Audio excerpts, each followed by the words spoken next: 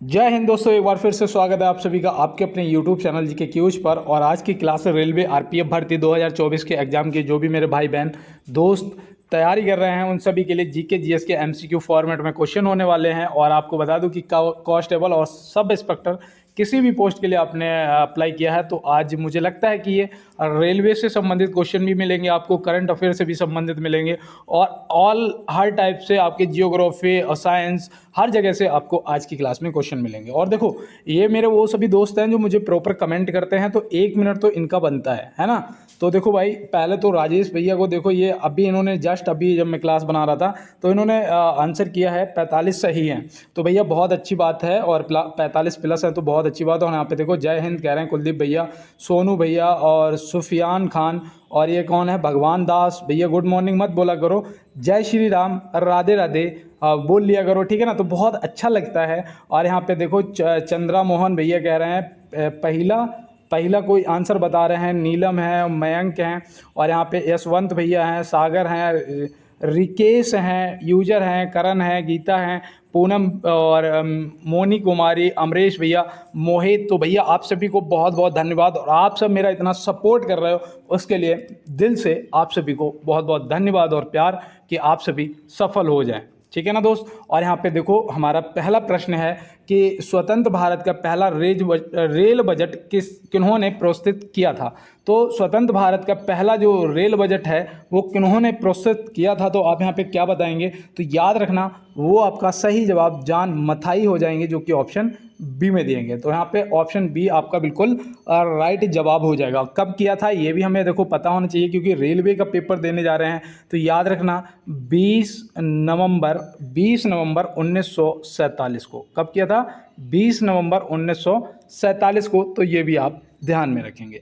तो इस क्वेश्चन को आप नोट कर लीजिए, और पीडीएफ के लिए मैंने आपको बोल दिया है कि कमेंट बॉक्स में आप बोल देना भैया पीडीएफ, ठीक है ना, पीडीएफ लिख देना। मैं आपको लिंक टेलीग्राम का शेयर कर दूंगा, आपको रिप्लाई में दे दूंगा, और आप टेलीग्राम ग्रुप को ज्वाइन कर लेना। और बाद बाकी अगर चैनल किसी को ओपन करना आता है तो चैनल का डैशबोर्ड खोलो, वहाँ पे ऐसा ये बना होगा ना जीके जीएस क्यूज, वहाँ पे आप जाएंगे तो नीचे देखेंगे देशी फ्रॉम गाँव वाला लिखा होगा, उसके नीचे टी करके लिंक लगा होगा और लिखा होगा वन मोर लिंक। उस पर क्लिक करेंगे तो पहला टेलीग्राम का और दूसरा इंस्टाग्राम का, ठीक है ना। तो दोनों लिंक आपको वहाँ भी लगे हुए मिल जाएंगे, अदरवाइज आप चेक कर लेना, किसी ने कमेंट बॉक्स में बोला हो तो मैंने उन्हें रिप्लाई में दे दिया होगा। अब चलते हैं बेधड़क बिना टेंशन और अपनी क्लास में। देखो यहाँ दिया है विश्व की सबसे प्राचीन धर्म पुस्तक कौन सी है।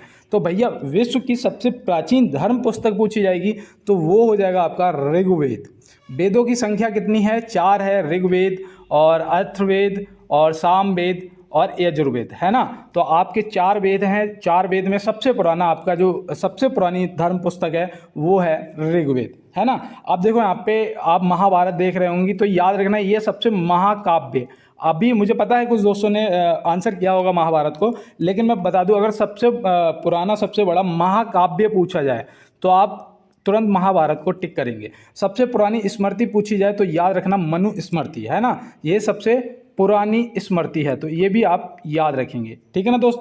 और देखो एक प्रश्न पूछा जाता है कि गायत्री मंत्र कहाँ से लिया गया है, तो याद रखना गायत्री मंत्र ऋग्वेद से लिया गया है, तो इसको भी आप ध्यान में रखेंगे। और चलते हैं इसी के साथ अपने अगले प्रश्न की तरफ। देखो यहाँ पे पूछा गया है मुस्लिम लीग ने भारत विभाजन की मांग सबसे पहले कब की थी। मुस्लिम लीग ने भारत विभाजन की जो मांग है सबसे पहले कब की थी। अब यहाँ पे आप फटाफट टिक करिएगा कि आपका सही जवाब क्या हो जाता है। देखो डेट मैं बता देता हूँ, 23 मार्च थी, ठीक है ना। क्या थी? 23 मार्च। अब यहाँ पे सन आप बता दो मुझे कि कौन सी सन थी, तो याद रखना 1940। यहाँ पे 1940 आपका बिल्कुल सही जवाब हो जाएगा, ठीक है ना। और इसकी जो मांग है वो कहाँ? लाहौर में की गई थी। कहाँ पर? लाहौर में। तो ये भी आप ध्यान में रखेंगे, ठीक है ना दोस्त। और यहाँ पे देखो याद रखना कि अगर मुस्लिम लीग की स्थापना पूछी जाए, भाई यहाँ पे मुस्लिम लीग ने भारत विभाजन की बात जो है वो यहाँ पे आपने बताया कि 23 मार्च 1940 को सबसे पहले मांग की थी, है ना। अगर मुस्लिम लीग की स्थापना पूछी जाए तो आप याद रखना ये हुई थी 30 दिसंबर 1906 में, 30 दिसंबर 1906 में हुई थी, तो ये भी आप ध्यान रखेंगे। मुस्लिम लीग की स्थापना, अब मुझे नहीं लगता कि यहाँ पे कुछ ऐसा रह रहा होगा जो आपको समझ ना आया हो। देखो 1920 याद रखना, इसमें वो हुआ था असहयोग आंदोलन, महात्मा गांधी जी ने स्टार्ट किया था असहयोग आंदोलन, और फिर ये 1922 तक चला था, है ना, 1922 तक चला था, और फिर इसे रोक दिया गया था क्योंकि जो चौरा चौरी ट्रेन एक्शन हुआ था उस वजह से, है ना। तो फिर चलते हैं दोस्तों अपने अगले प्रश्न की तरफ। देखो यहाँ पे दिया गया है हाइड्रोफोबिया नामक बीमारी किस से जुड़ी है। हाइड्रोफोबिया नामक जो बीमारी है वो किस से जुड़ी है, तो आप यहाँ पे क्या बताएंगे, तो यहाँ पे तुरंत टिक कर देना है आपको पानी। देखो याद रखना, हो सकता है ये साइंस का क्वेश्चन पूछ लिया जाए, तो आप टिक कर देना पानी को, आपका सही जवाब हो जाएगा। और चलते हैं इसी के साथ अपने अगले प्रश्न की तरफ। देखो यहाँ पे दिया है स्टेशन जहाँ रेल लाइन समाप्त होती है उसे कहा जाता है। भैया वो स्टेशन जहाँ से मतलब आगे रेल लाइन नहीं जाती है ना, समाप्त हो जाती है, उसे क्या कहते हैं। तो भैया उसे टर्मिनल या जंक्शन या सेंट्रल क्या कहेंगे, इसमें आपका सही जवाब क्या हो जाएगा, तो याद रखना हो जाएगा आपका टर्मिनल। क्या हो जाएगा, टर्मिनल। आपने सुना होगा क्या, महाराज छत्रपति शिवाजी महाराज टर्मिनल, है ना, छत्रपति शिवाजी महाराज टर्मिनल। तो ये कहाँ पर है, ये आपका मुंबई में है ना। अब देखो यहाँ पे एक चीज़ और याद रखना, एक आपका वो है लोकमान्य तिलक टर्मिनल, है ना, और एक आपका हावड़ा है, और हावड़ा टर्मिनल, और एक आपका बांद्रा टर्मिनल है। तो ये आप चारों को याद रखेंगे। और चलते हैं इसी के साथ अपने अगले प्रश्न की तरफ, और रेलवे से भी संबंधित क्वेश्चन मिलेंगे आज। और यहाँ पे देखो ये साइंस का क्वेश्चन आता हुआ बहुत ही बेहतरीन, कि मानव रक्त में प्लाज्मा कितने प्रतिशत होता है। मानव रक्त में जो प्लाज्मा है वो कितने प्रतिशत होता है, तो आप यहाँ पे क्या बताएंगे। तो यहाँ पे याद रखना जो आपका सही जवाब है वो हो जाएगा 55%। क्या हो जाएगा, 55%। ऑप्शन सी जो है आपका सही जवाब हो जाएगा।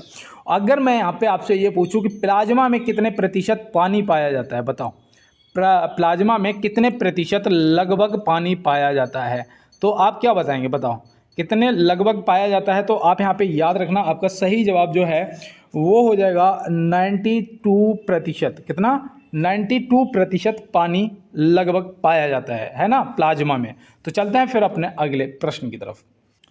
देखो यहाँ पे प्रश्न आपसे पूछा जा रहा है, हड़प्पा किस नदी के किनारे स्थित है। तो हड़प्पा जो है ये किस नदी के किनारे स्थित है, तो आप क्या बताएंगे भैया। यहाँ पे आपका सही जवाब हो जाएगा रावी नदी। क्या हो जाएगा, रावी नदी।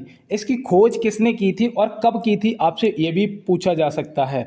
तो आप यहाँ पे क्या बताएंगे, याद रखना इसकी खोज जो है वो दयाराम साहनी ने करी थी। किसने, दयाराम साहनी जी ने करी थी। तो ये भी आप याद रखेंगे, और कब करी थी वो भी आप याद रखना, 1921 में करी थी। तो इसको भी आप ध्यान में रखेंगे। मोहनजोदाड़ो, बताओ मोहनजोदाड़ो कौन सी नदी के किनारे स्थित है, तो आप तुरंत बताएंगे भैया सिंधु नदी के किनारे मोहनजोदाड़ो स्थित है ना। मोहनजोदाड़ो सिंधु नदी के किनारे स्थित है, जो कि कहाँ पड़ता है भैया, पाकिस्तान में पड़ता है ना। मोहनजोदाड़ो को क्या बोलते हैं, मृतकों का टीला बोलते हैं, है ना। और इसकी जो खोज है वो कब हुई थी, तो इसकी भी खोज आप याद रखना 1922 में हुई थी। कब हुई थी, 1922 में हुई थी। राखलदास बनर्जी जी ने की थी। किसने, राखलदास बनर्जी जी ने की थी। तो ये भी आप ध्यान में रखेंगे। और देखो लोथल याद रखना, लोथल जो है भोगवा नदी के किनारे स्थित है। लोथल आपका भोगवा नदी के किनारे स्थित है, तो ये भी आप ध्यान रखेंगे। और इसकी खोज किसने की थी, हो सकता है ये आपसे पूछ लिया जाए, तो आप याद रखना रंगनाथ बनर्जी, हाँ ठीक है ना, नहीं रंगनाथ राव ने करी थी। देखो यहाँ पे यही तो हो जाता है कि चीज़ें अगर रिपीट नहीं करते हो तो दिमाग से उतर जाया करती हैं, है ना। तो याद रखना लोथल की खोज रंगनाथ राव जी ने की थी। और कब करी थी, तो याद रखना 1957 से 58, ठीक है ना, 1957 से 58 में। तो यहाँ पे आप इसको भी ध्यान में रखेंगे। और चलते हैं अपने अगले प्रश्न की तरफ।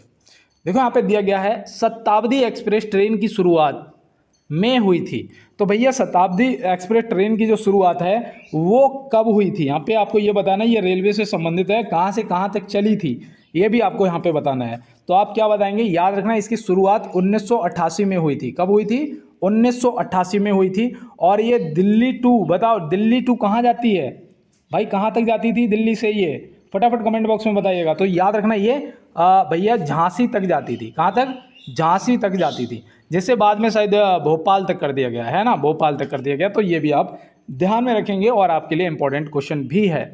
और चलते हैं दोस्तों अपने अगले प्रश्न की तरफ।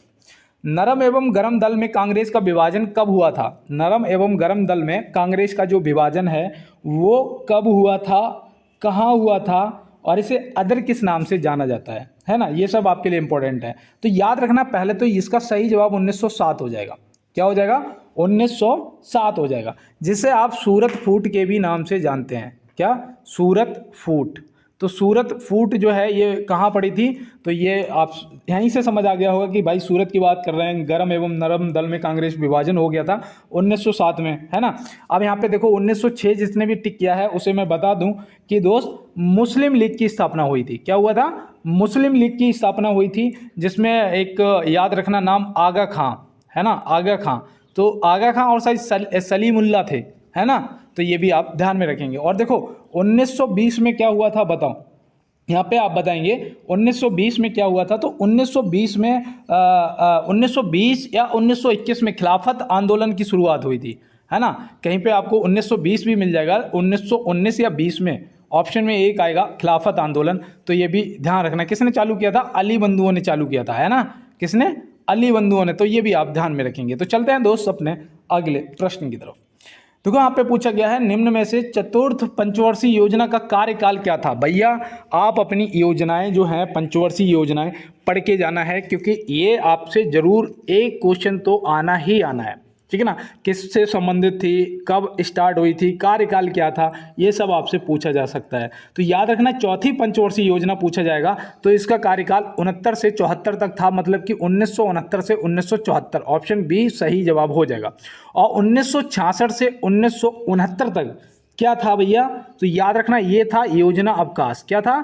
योजना अवकाश। तो ये योजना अवकाश भी आपको ध्यान में रखना है, ठीक है ना दोस्त। हो सकता है पूछ लिया जाए। और देखो यहाँ पे 74 से 78 तक फिर कौन सी होगी भैया? यहाँ पे तो 5 भी आ जाएगी, क्योंकि ये देखो 4 साल की थी। ये सबसे बड़ी बात है, ये याद रखना, जो 5वीं पंचवर्षीय योजना थी ये 4 वर्ष की थी। तो ये भी आप ध्यान में रखेंगे, ठीक है ना दोस्त। अगर आपसे छठी पूछ देगा तो याद रखना, इसमें 2 साल का फिर रोक वो हो गया था।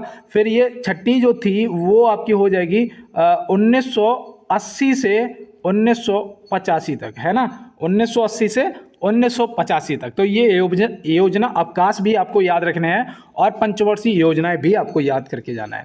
देखो यहाँ दिया है, वृंदावन एक्सप्रेस किसके बीच चलती है? भैया रेलवे से संबंधित क्वेश्चन है आपका, ये भी है ना। अब आपको पता होना चाहिए कि वृंदावन एक्सप्रेस जो है किसके बीच चलती है। अब यहाँ पे आप ये गलती करेंगे कि आप देखेंगे कि दिल्ली से वृंदावन या वृंदावन से कोलकाता, इनमें से आप सही जवाब बिल्कुल करेंगे, लेकिन यहाँ पे आपका सही जवाब ऑप्शन सी हो जाएगा, चेन्नई से बेंगलोर। क्या हो जाएगा? चेन्नई से बेंगलोर आपका राइट जवाब हो जाएगा।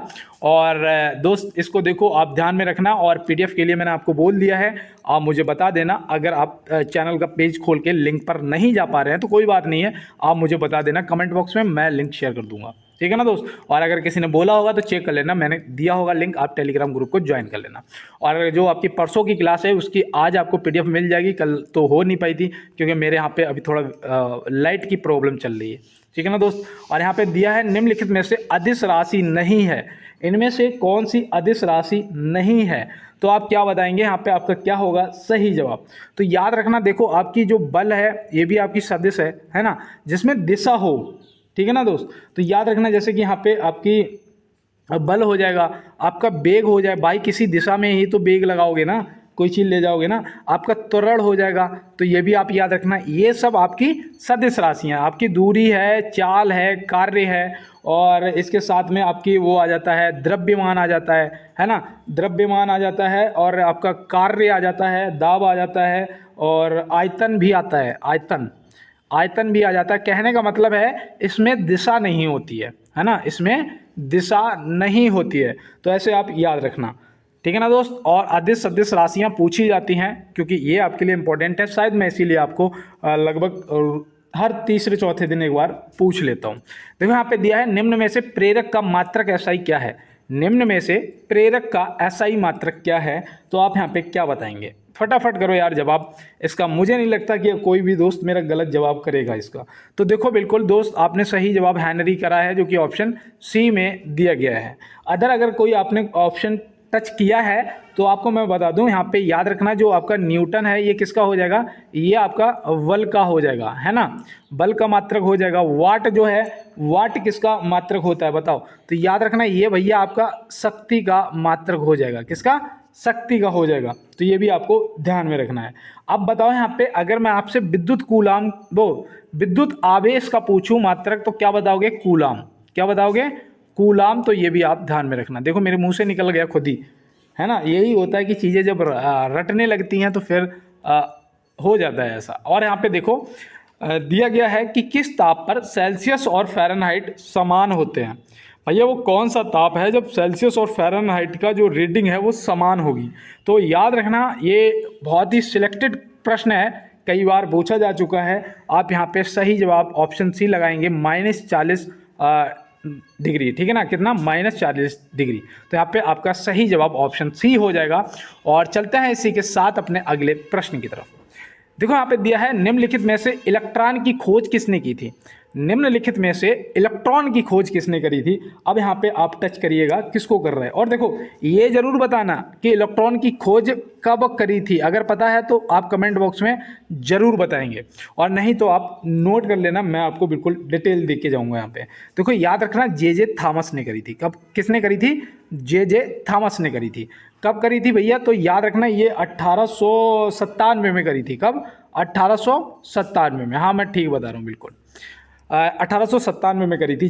जेम्स चैडविक ने किसकी खोज करी थी बताओ, जेम्स चैडविक ने किसकी खोज करी थी। तो याद रखना इन्होंने न्यूट्रॉन की खोज करी थी। किसकी, न्यूट्रॉन की खोज करी थी। तो ये भी ध्यान रखना। अल्फ्रेड नोबेल ने, तो इनके नाम पे तो नोबेल पुरस्कार दिया जाता है भैया, है ना, इनके नाम पे तो नोबेल पुरस्कार दिया जाता है जिसकी शुरुआत 1901 में की गई है ना। तो ये तो आप याद रखेंगे। अब इनसे बताओ इन्होंने खोज किसकी करी थी। तो याद रखना इन्होंने डायनामाइट की खोज करी थी। किसका, डायनामाइट का आविष्कार किया था अल्फ्रेड नोबेल ने, और इनके नाम पे ही 1901 से नोबेल पुरस्कार दिया जाता है। तो ये भी आप ध्यान में रखेंगे। तो चलते हैं फिर अपने अगले प्रश्न की तरफ। कौन सा देश सोशल मीडिया के इस्तेमाल के लिए मिनिमम एज तय करने जा रहा है। भैया ये जरूरी भी है, ये आपका करंट का क्वेश्चन है देखो, और ये जरूरी भी है क्योंकि क्या होता है ना, मैंने देखा है मेरे पड़ोस में एक लड़का है, ठीक है ना, मैं वो बता रहा हूँ जो मैंने देखा है। आज उसकी पढ़ने की उम्र है, सच में दोस्त बहुत ज़्यादा उम्र होगी, 18-19 की, 17-18-19 की। सारे दिन रील पे ही लगा रहता है, सारे दिन रील बना रहा है या फिर देख रहा है, उसके अदरवाइज़ कुछ नहीं करता है। तो ये चीज़ें यार गलत हैं, क्योंकि शिक्षित होना बहुत ज़्यादा ज़रूरी है। उसके बाद आप रील बनाओ, पिक्चर बनाओ या ट्रेलर बनाओ, कुछ भी बनाओ, है ना, लेकिन आपको पढ़ना, क्यों कहते हैं ना, बिना पढ़े नर पशु कहावे, सदा सैकड़ों दुख उठावे। अगर पढ़ोगे नहीं तो आप पशु के समान हो, ऐसे मानिएगा। और उसके बाद जीवन में कष्ट है ना। तो यहाँ पे देखिए आपका जो सही जवाब है वो हो जाएगा ऑस्ट्रेलिया। क्या हो जाएगा, ऑस्ट्रेलिया हो जाएगा आपका बिल्कुल राइट जवाब। और चलते हैं दोस्त इसके साथ अपने अगले प्रश्न की तरफ। देखो यहाँ दिया है भारतीय रेलवे के यात्री बोगियों किस स्थान पर बनाई जाती हैं। भैया जो यात्री बोगियां होती हैं ना, वो किस स्थान पे बनाई जाती हैं, इनमें से आपका कौन सा जवाब जो है वो सही जवाब हो जाएगा। अगर आप बिल्कुल डीप में जाके अगर आपको पता है तो आप यहाँ पे सही टिक कर पाएंगे, अदरवाइज नहीं। तो याद रखना पेरम्बूर आपका सही जवाब हो जाएगा। भैया ये कहाँ पर पड़ता है, तो याद रखना ये भैया चेन्नई में पड़ता है। कहाँ पड़ता है, चेन्नई में। मैंने उस दिन आपको एक फैक्ट्री बताई थी ना पहली, कौन सी, इंटीग्रल कोच फैक्ट्री, है ना, इंटीग्रल कोच फैक्ट्री मैंने बताई थी आपको, जिसकी स्थापना भी मैंने आपको बताया था 1955 में हुई थी। कब हुई थी, 1955 में हुई थी। तो इसी फैक्ट्री की बात कर रहे हैं, ये पैरमपुर में है, ठीक है ना दोस्त। और एक और है कहाँ पर भैया, जो कि आपको पता है कपूरथला में। कहाँ पर पड़ता है भैया, पंजाब में पड़ता है। और इसकी स्थापना जो है वो 1986 में की गई थी। कब की गई थी, 1986 में की गई थी। तो इसको भी आप ध्यान में रखेंगे। तो चलते हैं फिर अपने दोस्त अगले प्रश्न की तरफ। और देखो 17 क्वेश्चन हो चुके हैं, 18वां आ गया। मैं 1 मिनट के लिए रुकूंगा, पहले तो यहाँ पे पेन का कलर चेंज करते हैं। और अब मैं आपसे यही कहना चाहूँगा कि मेरे जो भी दोस्त मुझे सुन रहे हैं, जिनके कान में मेरी इस टाइम आवाज़ जा रही है, आप सभी को इस बार 100% सिलेक्शन हो जाएगा। क्योंकि मेरी बाड़ी पे हो सकता है माँ सरस्वती विराजमान हो, और मैं अपनी सच्ची स्वार्थ वाणी से ये बात कह रहा हूँ कि आपका इस बार 100% सिलेक्शन दोस्त हो जाएगा। आपके सारे सपने पूरे हो जाएंगे। और आप भी अपने भाई को यार थोड़ा सा सपोर्ट कर दीजिएगा। अगर पुराने दोस्त हैं मेरे जो भी, वो तो मुझे प्रॉपर लाइक वाला बटन दबाते ही हैं, इसमें कोई संदेह नहीं है। अगर आप मेरे साथ नए जुड़े हो तो यार एक बार भैया का सपोर्ट करिएगा और लाइक वाला बटन जरूर दबाइएगा, और साथ में चैनल को सब्सक्राइब कर लेना, बेल आइकन को दबा लेना। जैसे ही मैं क्लास अपलोड करूंगा सबसे पहले आपको मिल जाएगी, है ना। और देखो, अगर हो सके, अगर मेरी वाकई में आप हेल्प करना चाहते हो तो बस इतनी से हेल्प करना कि यार थोड़ा सा क्लास शेयर कर देना। अगर आपके पास कोई भी ग्रुप है या इंस्टाग्राम, टेलीग्राम, फेसबुक, जहाँ भी आप कर सकते हैं तो यार थोड़ा सा शेयर कर देना, है ना। क्योंकि कहते हैं कर भला तो हो भला, किसी का भला हो जाएगा यार, 2-4 क्वेश्चन उसे भी मिल जाएंगे। और यहाँ पे देखो दिया गया है कि भारत में पहली पैरा बैडमिंटन अकेडमी की स्थापना कहाँ हुई थी। तो भैया भारत में पहली पैरा बैडमिंटन अकेडमी की जो स्थापना है ये कहाँ पर हुई थी, तो याद रखना ये हुई थी लखनऊ में। कहाँ पर? लखनऊ में हुई थी। बताओ गोमती नदी के किनारे कौन सा शहर स्थित है, ये आप कमेंट बॉक्स में बताना, क्योंकि ये मैं आपको बहुत बार बता चुका हूँ। देखो दिल्ली जो है ये यमुना के किनारे है ना, और आपका जो कानपुर है ये गंगा के किनारे है ना। अब आप मुझे बताएंगे कि लखनऊ कौन सी नदी के किनारे स्थित है, ये भी प्रश्न आपसे पूछ लिए जाते हैं। और देखो यहाँ पे दिया है निम्न में से कोलेरू झील किस राज्य में स्थित है। तो भैया कोलेरू झील जो है ये किस राज्य में स्थित है, तो आप यहाँ पे क्या बताएंगे, तो यहाँ पे आपका जो सही जवाब है वो होना चाहिए आंध्र प्रदेश। और आंध्र प्रदेश से याद रखना कि भाषा के आधार पर बनने वाला पहला राज्य था जो कि 1953 में बना था, है ना। भाषा के आधार पर बनने वाला पहला राज्य आंध्र प्रदेश था। और यहाँ पे सबसे ज़्यादा तंबाकू की खेती की जाती है, ये भी आप याद रखना। और कोलेरू झील जो है इसका सही जवाब आपका आंध्र प्रदेश हो जाएगा, तो ये भी आप याद रखेंगे, ठीक है ना दोस्त। कोई दिक्कत आ रही हो तो आप मुझे फटाफट बताइएगा। और देखो महाराष्ट्र में याद रखना, महाराष्ट्र से भी लोनार झील, कौन सी? लोनार झील। और यहाँ पे एक वो मनाया जाता है रंगोली, है ना, रंगोली मनाया जाता है। रंगोली पूछा जाए तो तुरंत बताना कहाँ, महाराष्ट्र से संबंधित है। मणिपुर में बताओ, मणिपुर में कौन सी वो है, तो याद रखना मणिपुर में जो झील है उसका नाम है लोकटक झील। कौन सी? लोकटक झील। अब मैं आपसे पूछता हूं कि राकसताल कहाँ स्थित है, बताओ कमेंट बॉक्स में कि राकसताल कहाँ स्थित है। और चलते हैं इसी के साथ अपने अगले प्रश्न की तरफ और देखते हैं हमारा अगला प्रश्न क्या है। 1 मिनट, क्या हुआ? ठीक है, देखो यहाँ पे दिया है पूर्वी तटीय रेलवे का मुख्यालय कहाँ स्थित है। भैया पूर्वी तटीय रेलवे का जो मुख्यालय है ये कहाँ पर स्थित है। तो भैया मैंने आपको कितनी बार बताया कि जब तटीय की बात आए, पूर्वी तटीय की बात आए, तो एकदम दिमाग हमारा समुद्र के किनारे पहुंच जाना चाहिए, मतलब कि उड़ीसा। उड़ीसा मतलब कहाँ? भुवनेश्वर। ऑप्शन ए हमारा यहाँ पे बिल्कुल सही जवाब हो जाएगा। देखो ऐसे ट्रिक से याद रखने हैं, क्योंकि यार वैसे मुझे नहीं लगता है कि एकदम से सारे रट जाएंगे, लेकिन ऐसे ट्रिक से याद हम कर सकते हैं, है ना। तो याद रखना भुवनेश्वर हो जाएगा। यहाँ पे देखो इलाहाबाद में बताओ कौन सी रेलवे का मुख्यालय है, तो याद रखना उत्तर मध्य रेलवे का। किसका? उत्तर मध्य रेलवे का जो मुख्यालय है वो इलाहाबाद में है।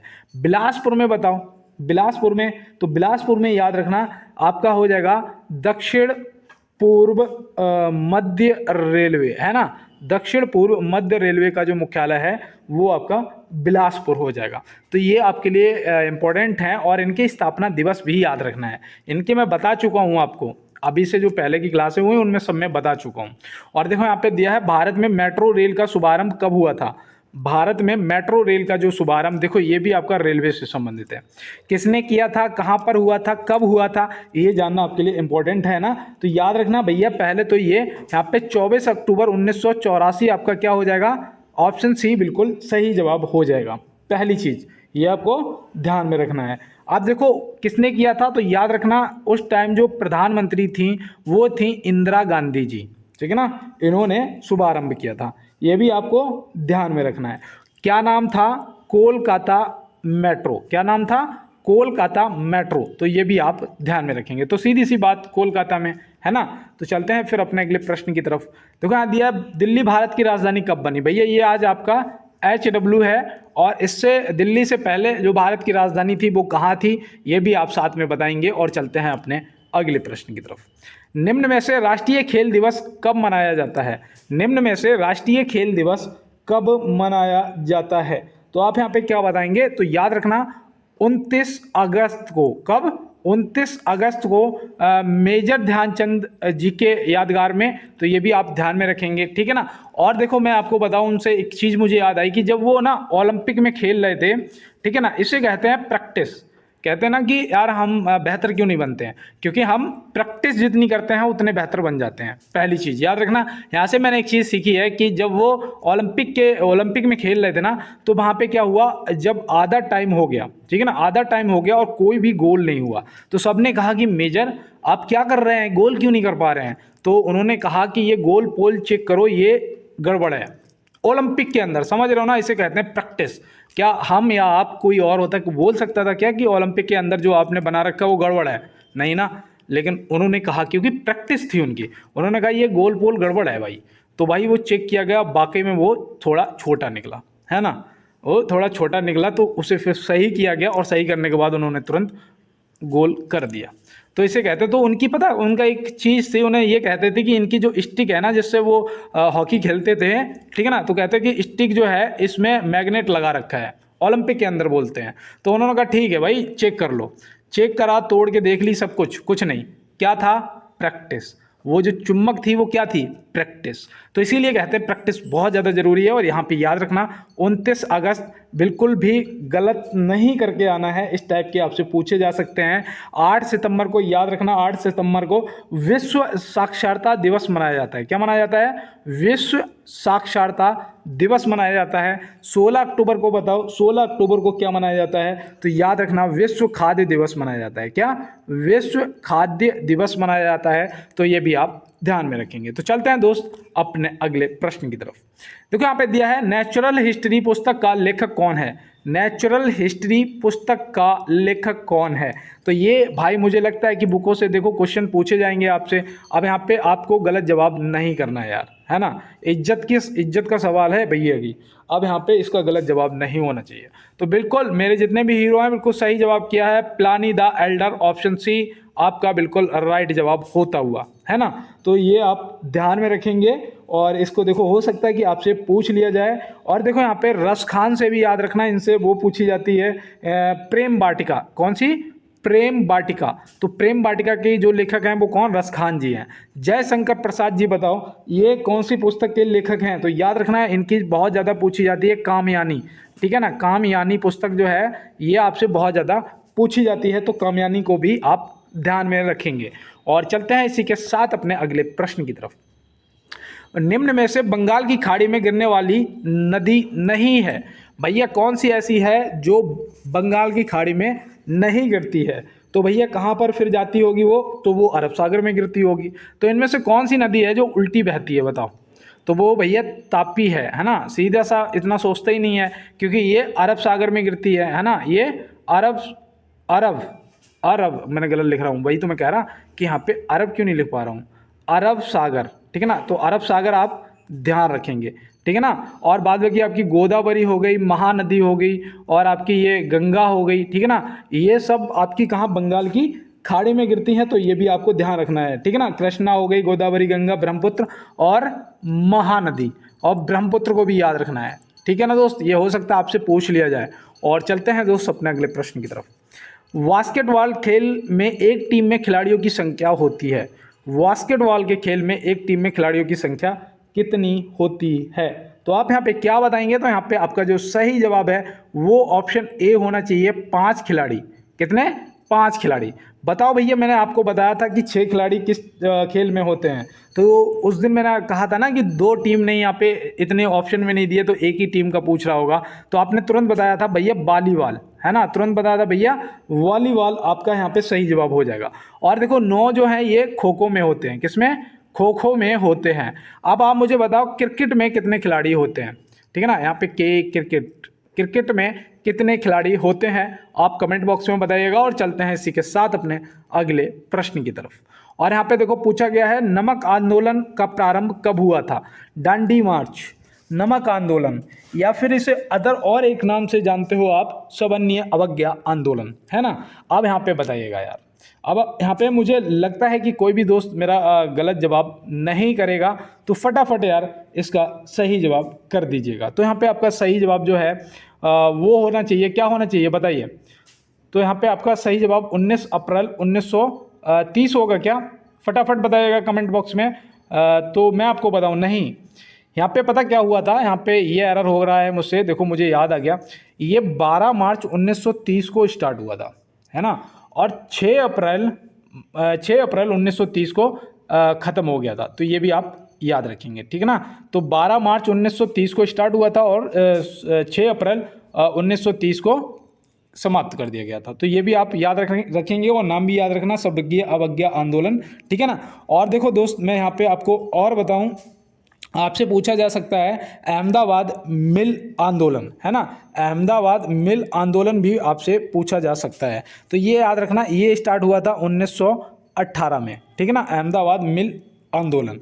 और देखो आपसे वो पूछा जा सकता है चंपारण आंदोलन पूछा जा सकता है, तो वो याद रखना 1917 में हुआ था, ठीक है ना दोस्त, हो सकता है यार पूछ लिया जाए। और देखो आपसे वो पूछा जा सकता है खिलाफत आंदोलन, जो कि अभी मैंने आपको बताया था 1919 में हुआ था, है ना। वहाँ पे मैंने 1920 था, मैंने टिक कर दिया, लेकिन मुझे पता है कि वो आंसर गलत भी हो सकता है, लेकिन कोई बात नहीं है, 1919 आपको ध्यान में रखना है। देखो यहाँ दिया है, कौन सी रेलगाड़ी देश में सबसे लंबे प्लेटफार्म पर चलती है? नहीं, प्लेटफॉर्म नहीं होगा। कौन सी रेलगाड़ी देश में सबसे लंबे रेल मार्ग पर चलती है? माफ़ी चाहते हैं, एरर हो गया, और ये रेलवे का क्वेश्चन है, नोट करो। कौन सी रेलगाड़ी देश में सबसे लंबे रेल मार्ग पर चलती है? तो भैया देखो, वो है आपकी विवेक एक्सप्रेस। कौन सी है? विवेक एक्सप्रेस, जो कि ऑप्शन सी में दिया गया है। तो ये तो आपको शायद पहले भी मैं बता चुका हूँ एक बार। ये डिब्रूगढ़ से कन्याकुमारी तक जाती है, डिब्रूगढ़ से कन्याकुमारी तक जाती है, और इसकी जो दूरी है वो 4189 किलोमीटर, 4189 किलोमीटर का सफ़र ये तय करती है। तो ये भी आप ध्यान में रखेंगे। भोपाल एक्सप्रेस जो है, इसे ISO 9001 द्वारा प्रमाण पत्र दिया गया है। तो ये ISO द्वारा प्रमाणित रेल है भोपाल एक्सप्रेस, तो वो भी आप याद रखना। और चलते हैं दोस्त इसी के साथ अपने अगले प्रश्न की तरफ। देखो यहाँ पे दिया गया है, किस नेविगेशन सैटेलाइट सिस्टम से लैस गाड़ियों को भारत में टोल में छूट मिलेगी? लगभग शायद 20 किलोमीटर तक कोई भी टोल वोल नहीं लगना है, ऐसा कुछ है ना। और ये मैं आपको बता दूं, ये आपका करंट का क्वेश्चन है, ये भी आप ध्यान में रखेंगे, ठीक है ना दोस्त। तो याद रखना वो कौन सा नेविगेशन सैटेलाइट सिस्टम है। तो यहाँ पे आपका जो सही जवाब है वो हो जाएगा, लगाइएगा, क्या लगा रहे हो आप? GPS, IGPS या GNSS? क्या होगा आपका सही जवाब? फटाफट करिएगा यार। तो यहाँ पे सही जवाब आपका ऑप्शन सी हो जाएगा, क्या? GNSS। इसका पूरा नाम मैं आपको बताऊं, देखो नोट करो, ग्लोबल लिखने में थोड़ा समय लगेगा, चलो मैं बोल देता हूँ, ग्लोबल नेविगेशन सैटेलाइट सिस्टम, है ना, ग्लोबल नेविगेशन सैटेलाइट सिस्टम। तो ये आप ध्यान में रखेंगे, ग्लोबल नेविगेशन सैटेलाइट सिस्टम। तो यहाँ पे आप पूरा फुल फॉर्म याद रखेंगे। और चलते हैं इसी के साथ अपने अगले प्रश्न पे। विटामिन के का रासायनिक नाम क्या है? भैया ये पता है? पहले तो चलो प्रश्न का जवाब करो कि विटामिन के का रासायनिक नाम क्या है। मैंने आपको सारी विटामिन के रासायनिक नाम बता रखे हैं, B1, V2, V3, V5, V6 सबके आपको बता रखे हैं, लेकिन यहाँ पे दोस्त मुझे नहीं, मतलब बेइज्जती नहीं होने देना है ना। तो बताओ, फाइलोक्लोविनोन, ऑप्शन ए जो है ये आपका फ्लिकोनोन आपका सही जवाब हो जाएगा, है ना। अब यहाँ पे देखो, टोकोफेरोल जो है ये कौन सी विटामिन का रासायनिक नाम है? तो भैया ये विटामिन ई का रासायनिक नाम है, जिसे आप ब्यूटी विटामिन के भी नाम से जानते हो, और इसकी कमी से वांझपन भी हो जाता है ना। तो ये भी आप ध्यान में रखेंगे। विटामिन के की कमी से क्या होता है? खून का थक्का नहीं जमता है ना, सॉरी, जैसे कहीं पे ब्लड निकल रहा हो, आपने देखा होगा, फिर वो गाढ़ा होके जमने लगता है ना, तो वो नहीं जमता है अगर विटामिन के की दिक्कत है। सॉरी, कोई याद कर रहा है, विटामिन के की अगर दिक्कत है तो वो नहीं जमता है। और देखो यहाँ पे कोलोकैल्सिफेरॉल जो है ये कौन सी विटामिन का रासायनिक नाम है? तो भैया ये आपका कैल्सिफेरॉल जो है ये विटामिन डी का रासायनिक नाम है। और विटामिन सी का रासायनिक नाम क्या है? तो याद रखना है ये आपका एस्कॉर्बिक अम्ल या एसिड, ठीक है ना, दोनों में से कुछ भी मिल जाए, अम्ल एसिड, इंग्लिश हिंदी में बता रहा हूँ, तो ऐसे आप याद रखना, एस्कॉर्बिक अम्ल आपका विटामिन सी का रासायनिक नाम हो जाएगा। विटामिन ए का रासायनिक नाम क्या है? कमेंट बॉक्स में आप मुझे कंफर्म कराएंगे और चलते हैं दोस्त अपने अगले प्रश्न पे।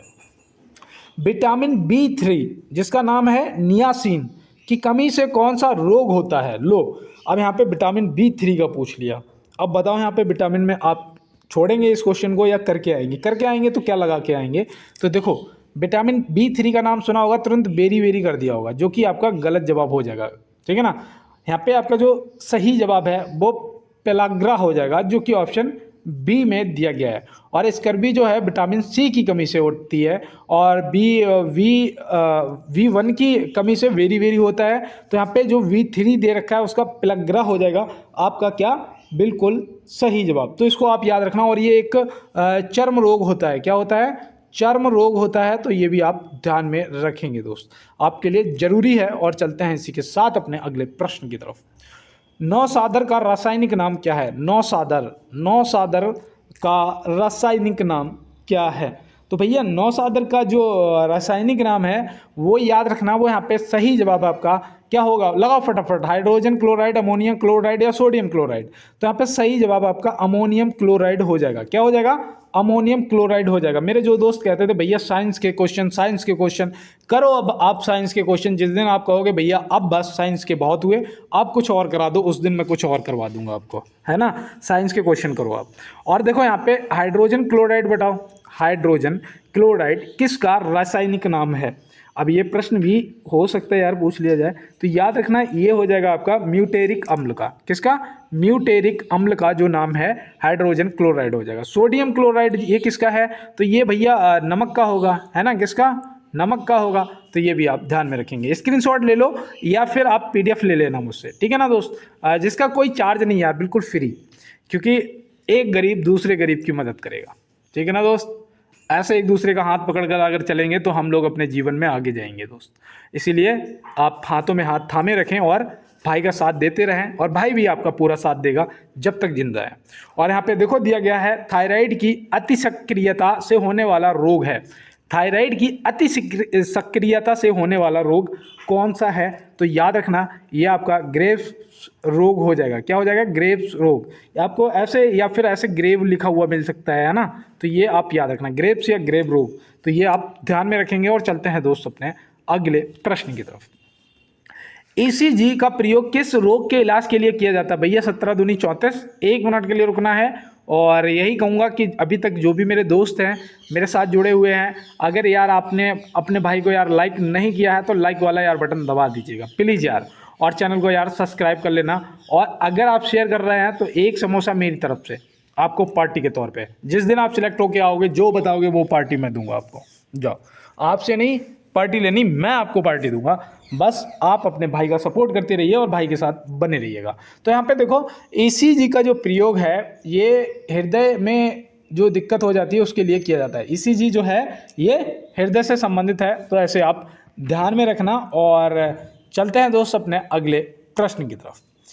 क्योंकि यहाँ पे दिया गया है अखिल भारतीय राजभाषा सम्मेलन 2024 का आयोजन कहाँ किया गया है? भैया आज क्या है? आज कितनी डेट है? यहाँ पे डेट तो नहीं दिखा रहा है। 14 सितंबर को आपका क्या हिंदी दिवस है ना, तो ये आप ध्यान में रखना। तो ये प्रश्न मुझे लग रहा है कि शायद आपको कुछ याद दिला रहा होगा। तो यहाँ पे आपका सही जवाब जो है ये नई दिल्ली हो जाएगा। अखिल भारतीय राजभाषा सम्मेलन 2024 का जो आयोजन है वो कहाँ किया गया है? तो आप याद रखना ये नई दिल्ली, मतलब शायद आज की बात है ना दोस्त। तो ये करंट का क्वेश्चन आपका है। और ये 14 सितंबर को हिंदी दिवस मनाते हैं, सभी दोस्तों को पता है, क्योंकि अब हमारी जो राजभाषा है उसे 75वां वर्षगांठ हो गया है ना, 75 वर्ष पूरे हुए। तो ऐसे आप ध्यान में रखेंगे। तो चलते हैं दोस्त अपने अगले प्रश्न की तरफ। निम्न में से डांडिया किस राज्य का लोक नृत्य है? डांडिया, तो भैया डांडिया है, गरबा है, ये सब आपको याद रखने हैं दोस्त। तो यहाँ पे आपका जो डांडिया है ये आपका गुजरात से हो जाएगा। किससे? गुजरात से हो जाएगा। आपका गरबा पूछा जाता है ना, रा बना लूँ यार, गरबा। और एक वो होता है गरबा और गरवी, ठीक है ना, यहाँ पे वी चढ़ जाएगा, ई की मात्रा चढ़ जाएगी। तो ये भी आपको ध्यान रखनी है। ये कहाँ पर? आपके गुजरात में होते हैं। और देखो उत्तर प्रदेश में याद रखना छपेली कहाँ से? उत्तर प्रदेश। तो ये भी आप ध्यान में रखेंगे, है ना, ये आपके लोक नृत्य। और देखो बिहार में आपका वो होता है जट जाटनी। कौन सा? जट जाटनी, तो ये भी आप ध्यान में रखेंगे। जट जाटनी जो है ये आपका बिहार से संबंधित है। और देखो एक आपसे वो पूछा जाता है कजरी, कजरी बताओ कजरी किस राज्य से संबंधित है, तो भैया ये भी आपका उत्तर प्रदेश हो जाएगा, यूपी हो जाएगा, है ना। कजरी भी आपको क्या ध्यान में रखना है। और यहाँ पे आप बताओ, अच्छा यक्षगान बताओ, यक्षगान, तो यक्षगान कौन से राज्य से संबंधित है, तो यक्षगान भैया कर्नाटक हो जाएगा। हाँ बिल्कुल दोस्त, कर्नाटक आपका सही जवाब हो जाएगा, है ना। कोई दिक्कत आए तो यार तुरंत मुझे बताओ। और चलते हैं फिर अपने अगले प्रश्न की तरफ। देखो यहाँ पे दिया गया है प्रश्न आपका कि सौर मंडल का सबसे नज़दीक तारा कौन सा है, सौर मंडल का सबसे नज़दीक तारा कौन सा है। तो भैया देखो यहाँ पे थोड़ा सोच समझ के आंसर करना है यार, गलत मत करना प्लीज़ यार बाबू। जो भी मेरे दोस्त हैं, मेरे छोटे बड़े भाई बहन हैं, आपसे मेरी हाथ जोड़ के रिक्वेस्ट है कि प्लीज़ इसका जो आंसर है वो गलत नहीं करना है। तो यहाँ पे आपका सही जवाब प्रॉक्सिमा सेंटोरी हो जाएगा। क्या हो जाएगा, प्रॉक्सिमा सेंटोरी आपका सही जवाब हो जाएगा। देखो ये इंपॉर्टेंट चीज़ें हैं, आपको यार पता होना चाहिए, है ना। अगर आपने साइरस को टिक किया था तो यहाँ पे आपको पता है साइरस के बारे में, ये सबसे चमकीला तारा है। क्या, सबसे चमकीला तारा जो है ये आपका साइरस है, ठीक है ना दोस्त। और यहाँ पे पूछा गया है सौर मंडल का सबसे नज़दीक तारा कौन सा है, तो वो आपका प्रॉक्सिमा सेंटोरी है ना। यहाँ पे शुक्र ग्रह जो आपका, यहाँ पे ये देखो शुक्र जो है ये क्या है, तो ये भैया हमारा ग्रह है ना। इसे भोर का तारा बोलते हैं, भोर का तारा, इसीलिए मैंने बताया कि इसे तारा बोलते हैं, है ना। ये ग्रह तो है ही, लेकिन इसे भोर का तारा, सांझ का तारा, पृथ्वी की जुड़वा बहन, ये सब बोलते हैं दोस्त। तो ये आप ध्यान में रखेंगे। और देखो यहाँ पे दिया गया है स्ट्रामबोली ज्वालामुखी किस देश में स्थित है, स्ट्रामबोली ज्वालामुखी जो है वो किस देश में स्थित है, तो आप यहाँ पे क्या बताएंगे। तो याद रखना, देखो यार इसका भी जवाब बिल्कुल सही करना आपको है, आप नोट करते चलो, इटली। क्या हो जाएगा, इटली, ऑप्शन सी जो है आपका बिल्कुल सही जवाब हो जाएगा। तो मैं उम्मीद करता हूँ आपने इसको नोट कर लिया होगा। अब यहाँ से एक मैं आपको और बता देता हूँ, याद करो एटेना, एटेना जो है ज्वालामुखी, ये भी तो आपकी यहीं पे है, इटली में, है ना। कनाडा में बताओ भैया, कनाडा में कौन सी ज्वालामुखी है, तो याद रखना माउंट रैजल, मैंने उस दिन आपको बताया था ना माउंट रैजल, तो माउंट रैजल जो है ये कनाडा में। इक्वाडोर में बताओ, इक्वाडोर में तो विश्व की सबसे ऊंची ज्वालामुखी है। अब नाम तुरंत आपको याद आ जाएगा कि भैया किसकी बात कर रहे हैं, कोटोपैक्सी की, किसकी, कोटोपैक्सी की, यहाँ पे लिख देता हूँ चलो, कोटोपैक्सी, है ना। और देखो एक यहाँ पे और भी है, कोटोपैक्सी के अलावा अगर आपको याद आ रहा हो तो बताओ, तो नहीं, चिम्बोरजी, चिम्बोरजी, है ना, चिम्बोरजी करके है, तो वो भी आप ध्यान में रखेंगे। तो चलते हैं फिर अपने अगले प्रश्न की तरफ। निम्न में से मारियाना गर्त स्थित है, मारियाना गर्त, ये क्वेश्चन मैं काफ़ी दिनों से देखता था जब मैं किताब खोलता था, फिर मुझे लगा कि यार नहीं, आपको चलो आज बता देता हूँ, क्या पता कि ये कहीं पूछ लिया जाए। प्रशांत महासागर में, जो ये सबसे बड़ा महासागर आपका, तो आप ध्यान रखेंगे, है ना। और यहाँ पे देखो अटलांटिक महासागर में भी आपका एक वो गर्त है, क्या नाम है उसका, पोर्टो रिको, कौन सा है, पोर्टो रिको, मैं लिख देता हूँ यहाँ पे, पोर्टो लिको, तो इसको भी आप याद रखेंगे, ठीक है ना। पोर्टो लिको जो आपका है ये रिको है, रिको, ठीक है ना, ये रिको है, इसको याद रखना, पोर्टो लिको, ठीक है ना, लियो नहीं है, रिको, तो ये आप ध्यान में रखेंगे। तो चलते हैं फिर अपने अगले प्रश्न की तरफ। संघ लोक क्या था, संघ लोक सेवा आयोग के सदस्यों की संख्या को निर्धारित करने की शक्ति किसको प्राप्त है। अब यहाँ से 40 से क्वेश्चन आपके जो लेवल है थोड़ा सा बढ़ता जाएगा। अब यहाँ पे बताओ कि संघ लोक सेवा के सदस्यों की संख्या को निर्धारित करने की जो शक्ति है वो किसको प्राप्त है। तो यहाँ पे आप क्या करेंगे, इसका सही जवाब तो यहाँ पे हो जाएगा हमारा सही जवाब राष्ट्रपति जी, ऑप्शन ए आपका सही जवाब हो जाएगा। और मैं बता दूं ये आपके उसमें मिलता है भाग 14 में, किसमें, भाग 14 में। और आर्टिकल की अगर बात करें तो याद रखना ये 315 से 323 तक मिलता है ना। 315 से 323 में एक संघीय लोक आयोग या फिर राज्य लोक सेवा का गठन दिया गया है, तो आप वहाँ से इस चीज़ को ध्यान में रखेंगे, ठीक है ना, संघ लोक सेवा और राज्य लोक सेवा, तो ऐसे आप ध्यान में रखेंगे। तो चलते हैं फिर अपने अगले प्रश्न की तरफ। स्वतंत्रता का अधिकार संविधान के किस अनुच्छेद में वर्णित है, स्वतंत्रता का अधिकार संविधान के किस अनुच्छेद में वर्णित है। और मैं आपको बता दूं एसएससी जीडी की जीके की क्लास, ठीक है ना, जिसमें मैं आपको बताऊं जो आपके प्रीवियस पेपर में क्वेश्चन पूछे गए थे उन क्वेश्चनों के साथ में 10 क्वेश्चन मिलेंगे टोटल 30 में से, और उसमें आपको करंट अफेयर के भी 10 क्वेश्चन इस टाइप से, और 10 मिक्स क्वेश्चन, है ना। अगर आप मेरे साथ जुड़ना चाहते हो तो एसएससी जीडी की क्लास में जुड़ जाइएगा, जो कि आज आपको क्लास मिलेगी और आपको देखने को मिलेंगे कि क्या क्या किस टाइप के क्वेश्चन पूछे गए थे। हमारा जो अभी प्रीवियस पेपर हुआ था जिसका अभी फिजिकल शायद बकाया है ना, तो ये आप ध्यान में रखना। और देखो यहाँ पे स्वतंत्रता का अधिकार संविधान के किस अनुच्छेद में वर्णित है, तो यहाँ से आप क्या बताएंगे। देखो अगर एक भी पॉइंट यहाँ पे याद है आपको कि बोलने की स्वतंत्रता, भाषण देने की स्वतंत्रता, पर्सनल स्वतंत्रता, या बंदी अगर जेल में हो और अरेस्ट कर लिया गया तो स्वतंत्रता, ये सारी स्वतंत्रताएं आपकी अनुच्छेद 19 से 22 तक मिलती हैं, है ना। तो ऑप्शन बी यहाँ पे आपका सही जवाब हो जाएगा, सॉरी। और देखो यहाँ पे 14 से 18 तक आपको मैंने कितनी बार बताया है कि 14 से 18 तक समानता का अधिकार है। किसका? समानता का अधिकार है, तो ये भी आप ध्यान में रखेंगे। और अनुच्छेद 25 से 28 तक धर्म से संबंधित है, लेकिन स्वतंत्रता का अधिकार संविधान के किस अनुच्छेद में है, तो ऑप्शन बी जो है आपका सही जवाब हो जाएगा। और ये समानता जो है, समानता का अधिकार, ये आपके अनुच्छेद 14 से 18, और धर्म का आपका 25 से 28 तक हो जाएगा। और देखो यहाँ पे दिया गया है कि भारतीय संविधान में राज्य के नीति निर्देशक सिद्धांतों को शामिल करने के पीछे मुख्य उद्देश्य क्या था। ये प्रश्न देखो, ये आपका मुझे लग रहा है कि आपके लिए थोड़ा सा टाइट क्वेश्चन हो रहा होगा, है ना दोस्त। तो घबराना नहीं है यार, रुकना नहीं है, क्योंकि चलने का नाम गाड़ी और खड़ी हो गई तो बैलगाड़ी। तो दोस्त बैलगाड़ी नहीं है, ये बुलेट ट्रेन है ना दोस्त। तो यहाँ पे सही जवाब कर दो, कल्याणकारी राज्य की स्थापना, जो कि ऑप्शन ए में दिया गया है। और चलते हैं इसी के साथ अपने अगले प्रश्न की तरफ। 1857 की क्रांति का चिन्ह क्या निश्चित किया गया था। भाई 1857 की क्रांति से मैं आपको रोज 1 से 2 क्वेश्चन करवाता हूँ, शायद इसी उम्मीद से कि आने वाले टाइम में जब आपसे पूछे जाएंगे तो वहाँ पे आपको सोचना नहीं, सीधा लगाना है कमल और रोटी, ऑप्शन सी यहाँ पे सही जवाब है ना। कमल और चपाती या रोटी, चपाती कहीं चपाती बोलते हैं रोटी को, हमारे यहाँ तो भाई रोटी बोलते हैं, और मोटी रोटी को रोटा बोलते हैं, ठीक है ना दोस्त। चलते हैं अगले प्रश्न पे। 1905 में बंगाल विभाजन किस वायसराय ने किया था। 1905 में बंगाल विभाजन किस वायसराय ने किया था। इन लोगों ने तो बांट दिया था। यहाँ पे सही जवाब है लॉर्ड कर्जन, ऑप्शन ए जो है सही जवाब आपका हो जाएगा। और चलते हैं दोस्त अपने अगले प्रश्न की तरफ।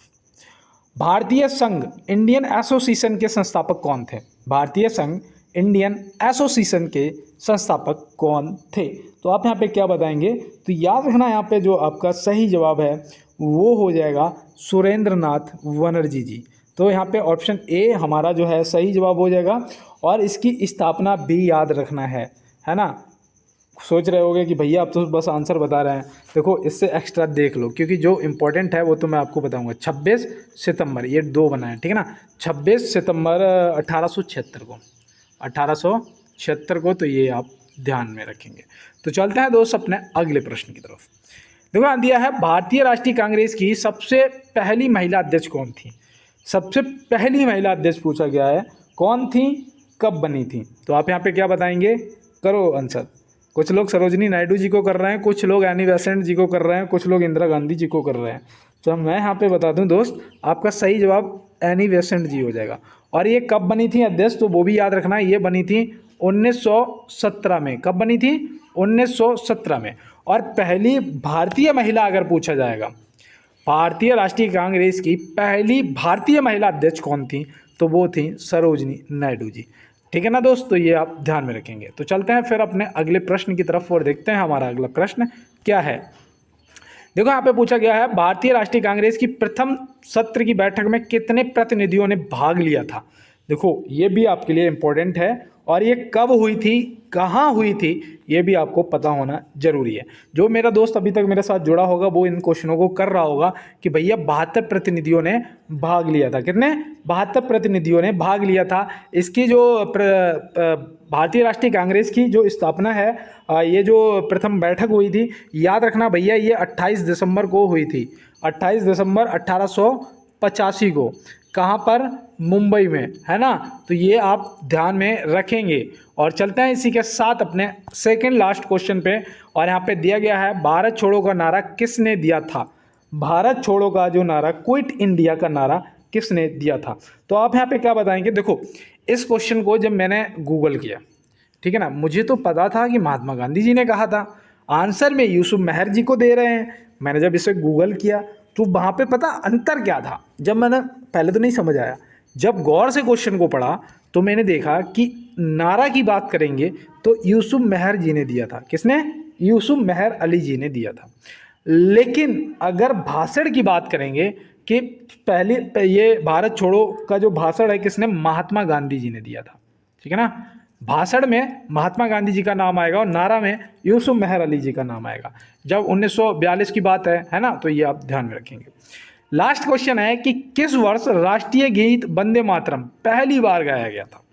तो भैया राष्ट्रीय गीत वंदे मातरम पहली बार गाया गया था, तो कब गाया गया था? फटाफट करिए, इसका सही जवाब तो यहाँ पे होता हुआ 1896, ऑप्शन बी बिल्कुल राइट आंसर।